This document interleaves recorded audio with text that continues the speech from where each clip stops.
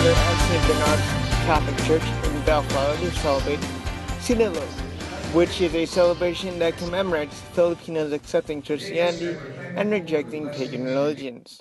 The Mass was officiated by Los Angeles Bishop Oscar Solis. Prior to the Mass, people brought out their Santo Niños to be placed by the altar to be blessed by Bishop Solis. The Sinulog celebration was organized by the Santo Niño de Cebu Association of Southern California, Inc., which is celebrating its 37th Sinulog celebration. The tradition that we have 400 years ago, brought about by the change of faith of the Cebuanos and the Filipinos in general, which was brought by the discovery of the Philippines by Ferdinand Magellan, a Portuguese, Spanish colonialist, and then it came back in 1571. The first Santo Niño image was brought by Miguel Lopez de Legazpi.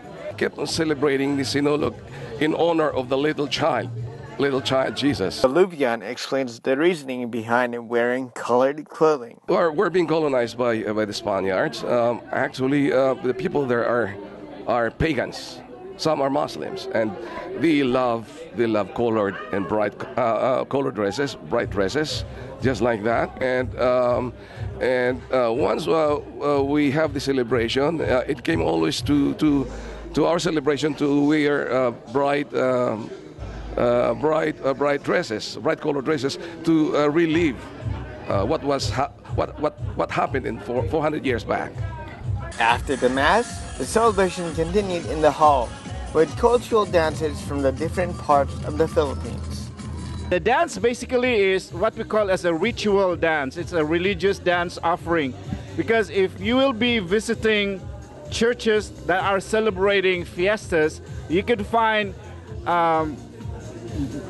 ladies or women that you will be like giving some sort of a little amount so they could like offer prayers, and they do that together with a dance, and we call that as a Sinulog. So that's primarily the beginning why we have this Sinulog dance. The reception in the hall started with prayers prior to the dancers going on to do dances from the different regions in the Philippines. One of the dancers, Donald, talked about how hard he and the other dancers worked to prepare for the cultural dance number. The dance among our groups, we call this Singkel dance.